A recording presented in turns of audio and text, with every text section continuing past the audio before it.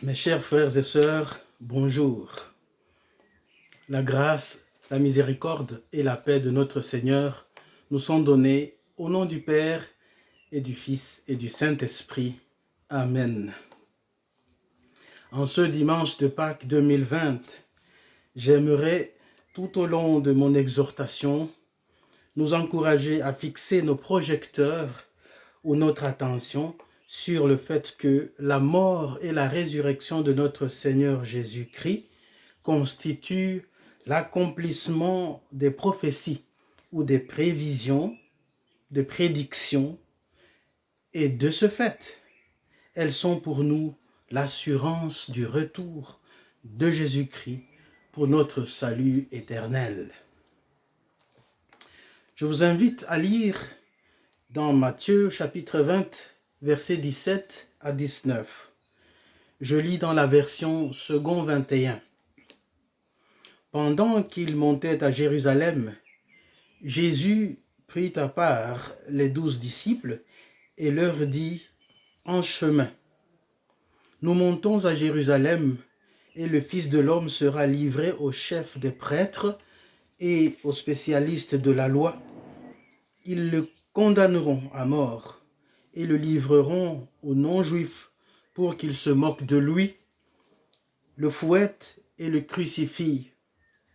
Le troisième jour, il ressuscitera. » Nous lirons d'autres textes bibliques chemin faisant. Mes chers frères et sœurs, Christ est ressuscité.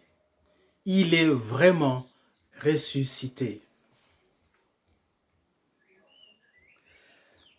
La pandémie du coronavirus, le Covid-19, démontre à suffisance combien le cœur de l'homme peut être lent à croire, lent à agir en conséquence et à temps. Alors que la maladie commençait à Wuhan, en Chine, les autorités chinoises ont essayé d'étouffer la vérité, au point même de malmener le médecin qui, le premier, avait mis en lumière la maladie.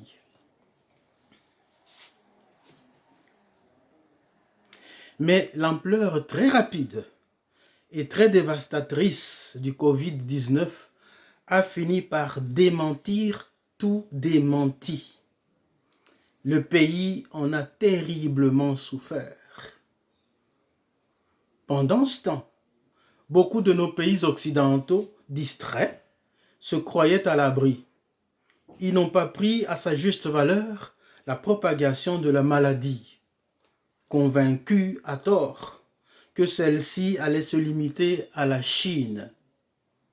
Certains politiques même, dans leur incrédulité, se moquaient de la maladie. Ils prenaient un bain de foule en saluant les gens, en leur serrant la main, en donnant des accolades à tout va. Le coronavirus les a malheureusement atteints. Plusieurs pays occidentaux n'ont pas pris de l'avance. Ils n'ont pas pris très tôt des mesures qui auraient pu prémunir les populations. Comme par surprise, avec une vitesse fulgurante, le coronavirus a franchi les portes de l'Europe, distraite, en ayant atteint l'Italie, puis d'autres pays. En plus ou moins 3 mois, le Covid-19 s'est propagé sur tous les continents. L'épidémie est devenue pandémie. Aujourd'hui, nous sommes confinés chacun dans nos maisons, évitant tout déplacement non essentiel. Les écoles, plusieurs entreprises et toutes les activités non essentielles sont fermées.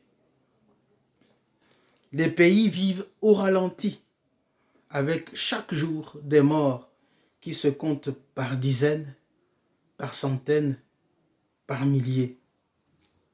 L'économie mondiale est frappée de plein fouet. La scolarité de nos enfants est mise à dure épreuve. et j'en passe. Lorsque l'heure du bilan va sonner, les conséquences de cette pandémie seront incalculables et surprenantes à tous les niveaux.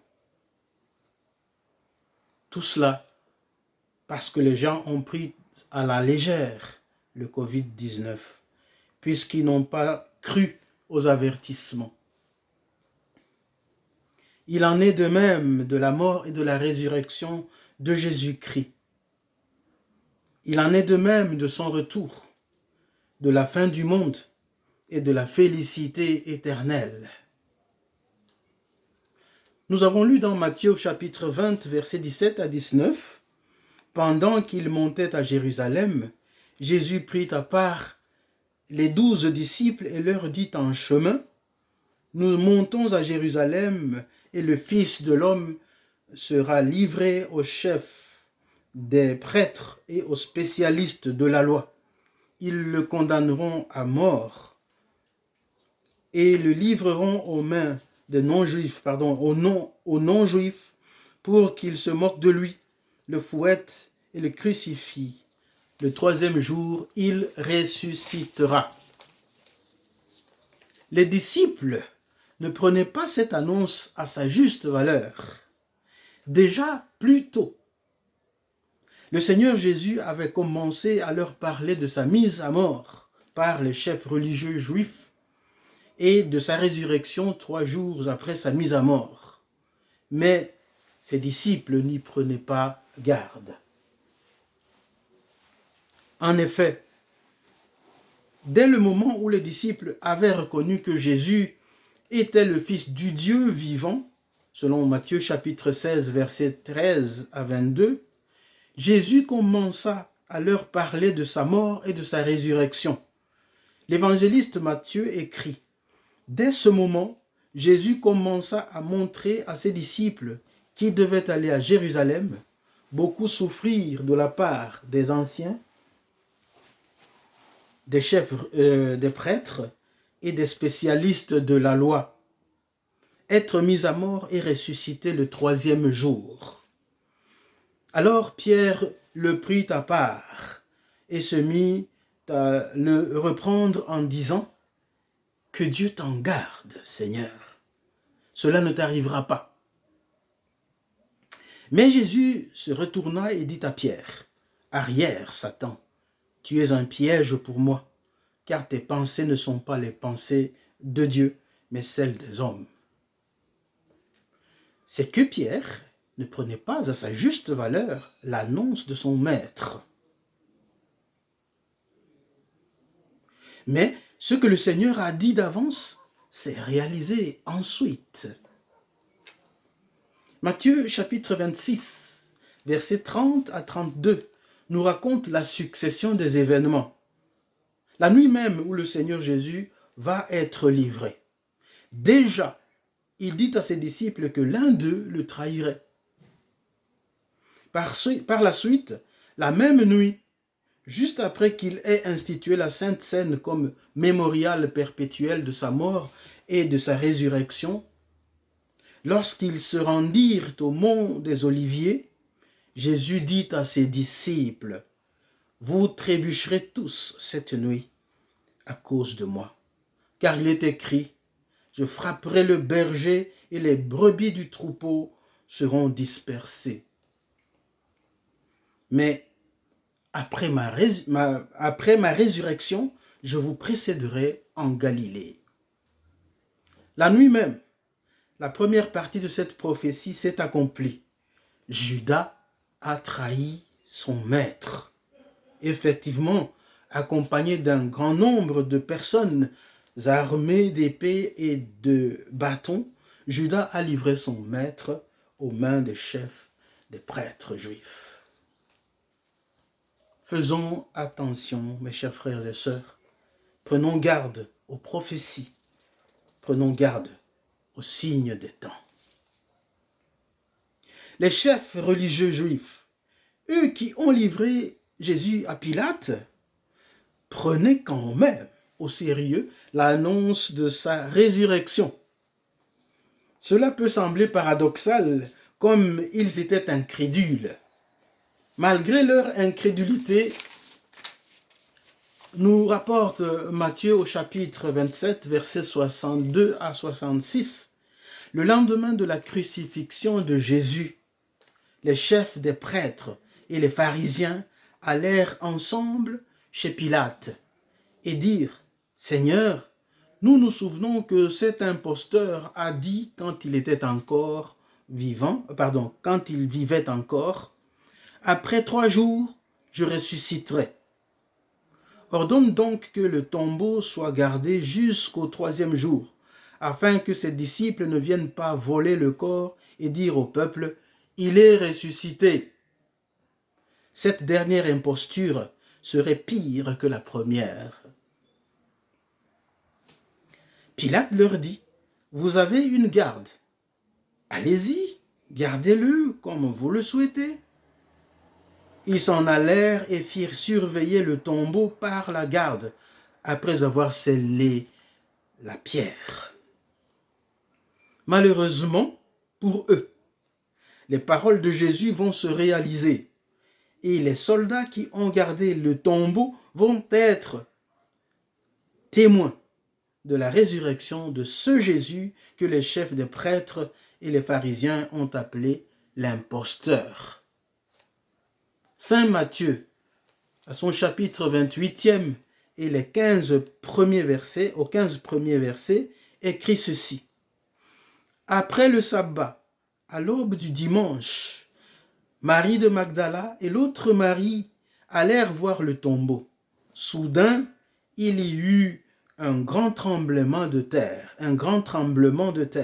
car un ange du Seigneur descendit du ciel, vint rouler la pierre de devant l'ouverture et s'assit dessus. Il avait l'aspect de l'éclair et son vêtement était blanc comme la neige. Les gardes tremblèrent de peur et devinrent comme morts. Mais l'ange prit la parole et dit aux femmes, « Quant à vous, n'ayez pas peur, car je sais que vous cherchez Jésus, celui qui a été crucifié.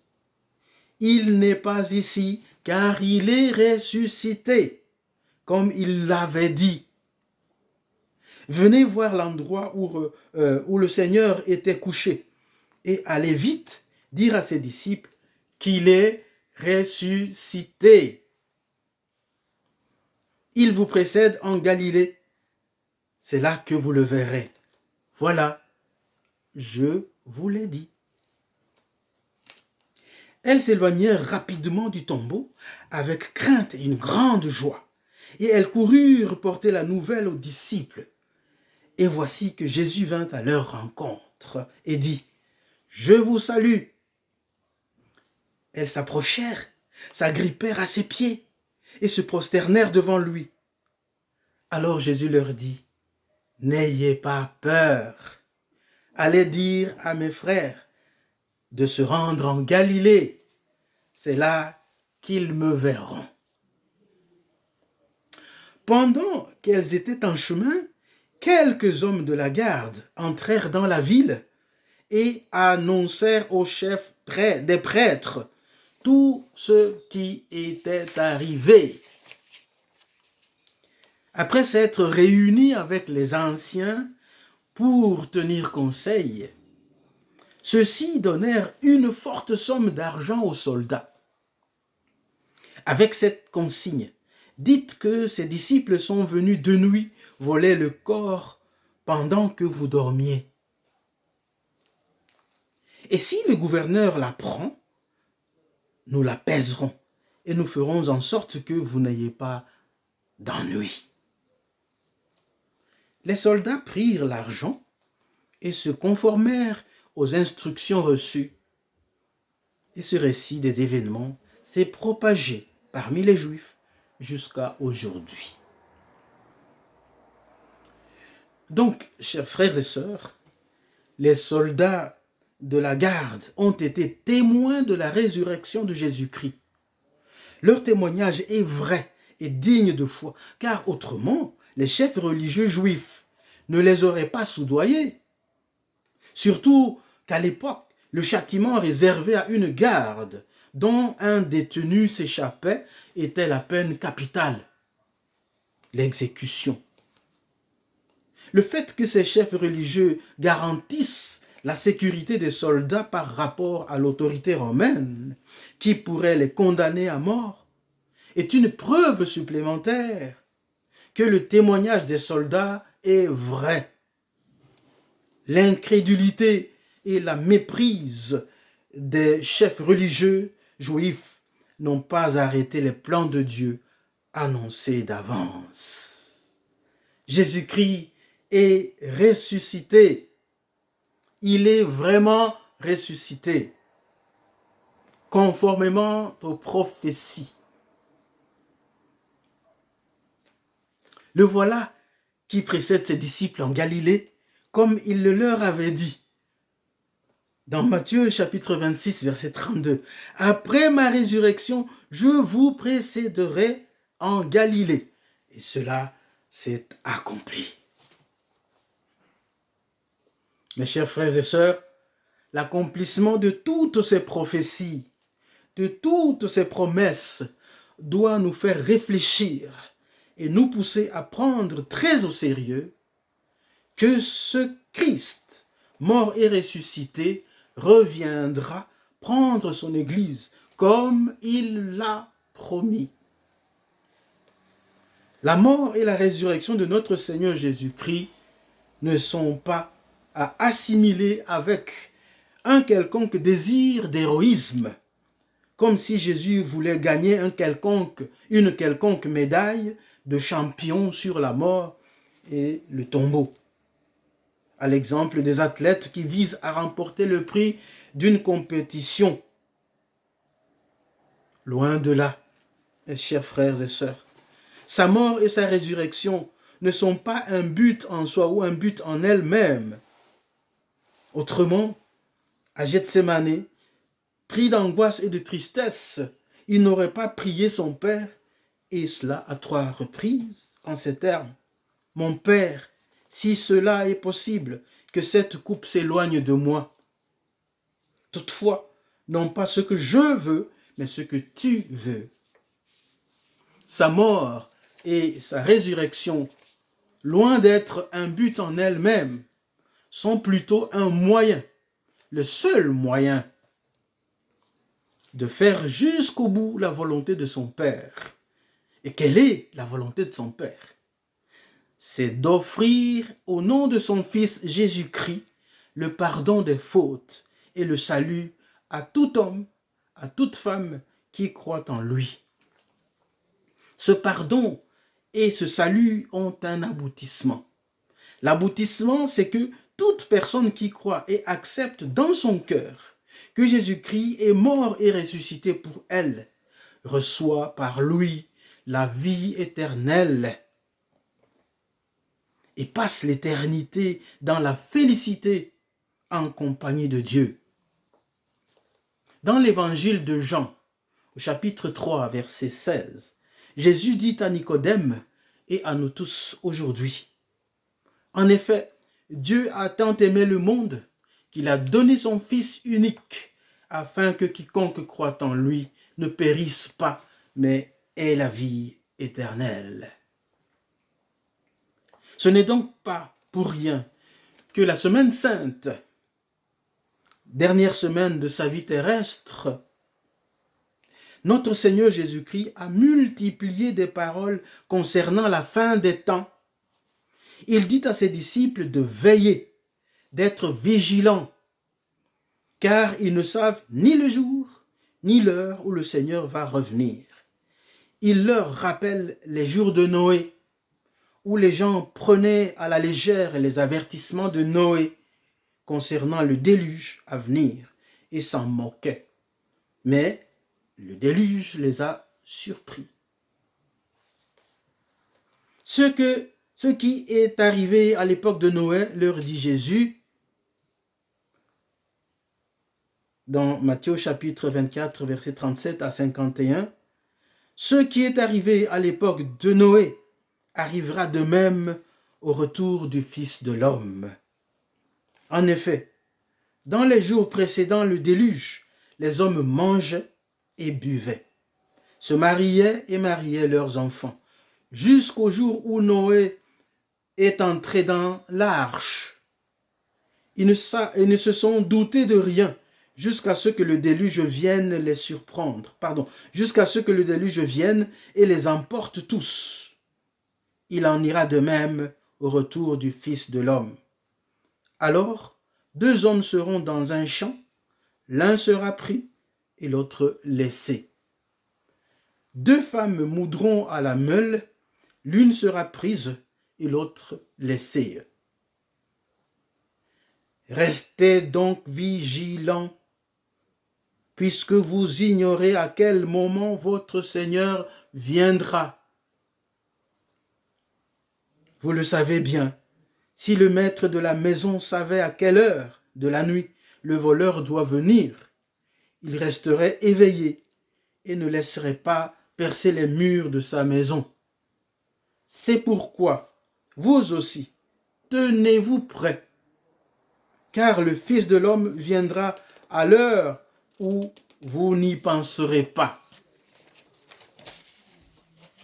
Quel est donc le serviteur fidèle et prudent que son maître a établi responsable des gens de sa maison pour leur donner la nourriture en temps voulu? Heureux le serviteur que son maître, à son arrivée, trouvera occupé à son travail. Je vous le dis en vérité, il l'établira responsable de tous ses biens.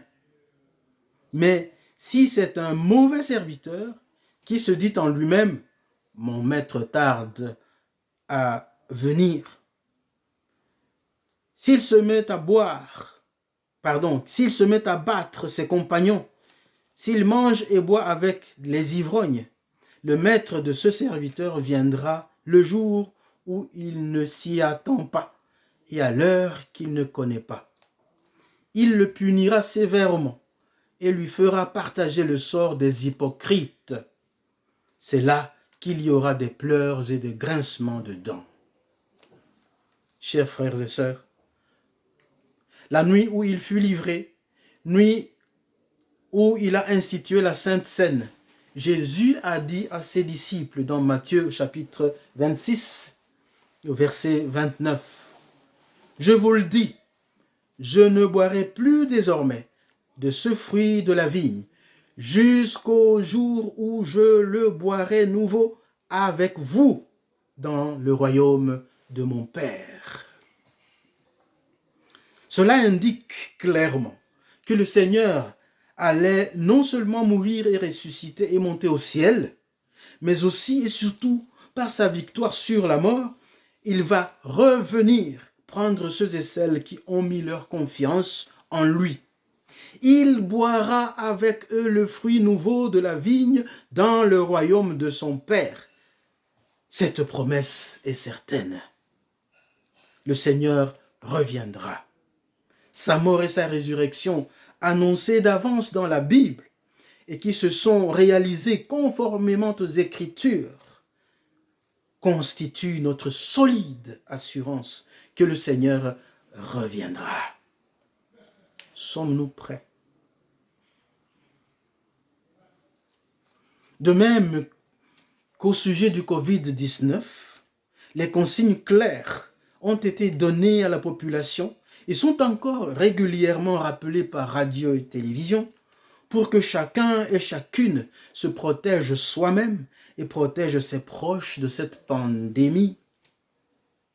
De même, la Bible nous donne des consignes claires pour que nous puissions, chacune et chacun, échapper à la mort et à la perdition éternelle, et qu'au contraire, nous ayons la vie éternelle en Jésus-Christ ressuscité, pour que nous puissions partager la félicité éternelle avec lui et auprès de lui. Dans Apocalypse au chapitre 19, verset 9, l'ange dit ceci à l'apôtre Jean, « Écris, heureux ceux qui sont invités au festin des noces de l'agneau. Puis il ajouta, l'ange, ces paroles sont les véritables paroles de Dieu. Mes bien-aimés, heureux donc ceux et celles qui prendront part aux noces de l'agneau, Jésus-Christ, dans le royaume de son Père. Serons-nous du nombre? Seras-tu du nombre? Si toi qui m'écoutes maintenant, tu n'as pas encore donné ta vie à Jésus-Christ, mort et ressuscité conformément aux prophéties, si tu ne l'as pas encore invité dans ta vie, si tu ne l'as pas encore reçu comme ton sauveur et ton maître, pourquoi attendre? Pourquoi ne pas le faire maintenant? Comme pour le Covid-19, pour le salut en Jésus-Christ, les précautions, c'est maintenant. La décision, c'est maintenant. Dis à Jésus dans une prière, Seigneur Jésus, je reconnais que tu es le Fils de Dieu, mort et ressuscité pour moi. Je reconnais que je ne t'avais pas encore invité de venir dans ma vie. Je t'ouvre maintenant la porte de mon cœur. Viens dans ma vie. Pardonne mes fautes. Fais que je devienne enfant de Dieu maintenant. Merci de me pardonner. Merci parce que tu me donnes la vie éternelle. Merci pour l'assurance que je vivrai éternellement auprès de Dieu. Amen. Mes chers frères et sœurs, c'est avec ce message que je vous souhaite à toutes et à tous, à chacune et à chacun, de joyeuses Pâques, malgré le confinement. Que la lumière du Christ ressuscité éclaire nos vies et ravive notre confiance que le ressuscité reviendra nous prendre, comme il l'a promis. Entre-temps, prenons soin de nous-mêmes, prenons aussi soin de nos proches. Que Dieu nous soit en aide. Amen. Amen.